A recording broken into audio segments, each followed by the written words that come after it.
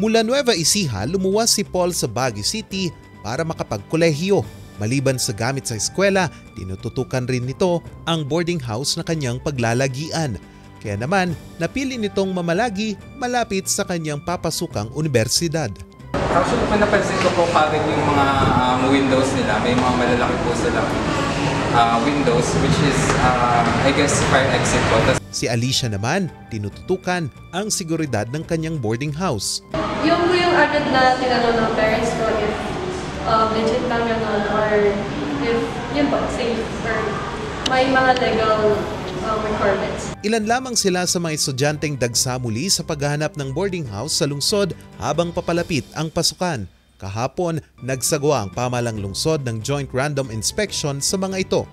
Yung main goal natin kasi is since malapit na ang opening ng classes for our major universities, we want to ensure na yung magiging tahanan ng ating mga estudyante, lalong-lalo natin hindi naman taga dito.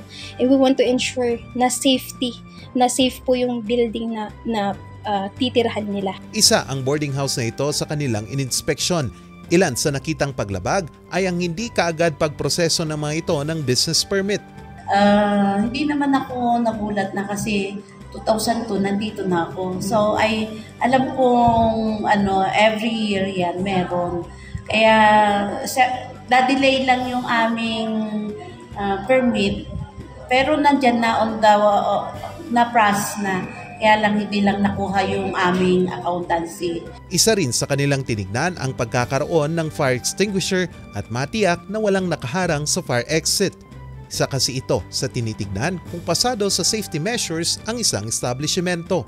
Well, kailangan kasi nating illegalize ang ating business, lalong-lalo na at kinikater natin ng mga estudyante.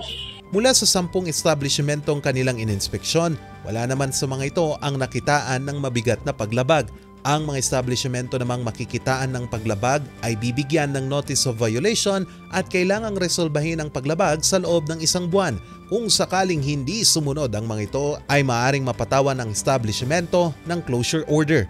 Sa datos ng ahensya, aabot sa halos 5,000 ang rehistradong boarding house at dormitoryo sa lungsod. Hinihikayat naman ng publiko na magsumbong sa mga kinaukulan kung may makikitang paglabag ang mga ito. Charles Nicolimon para sa Luzon Headlines.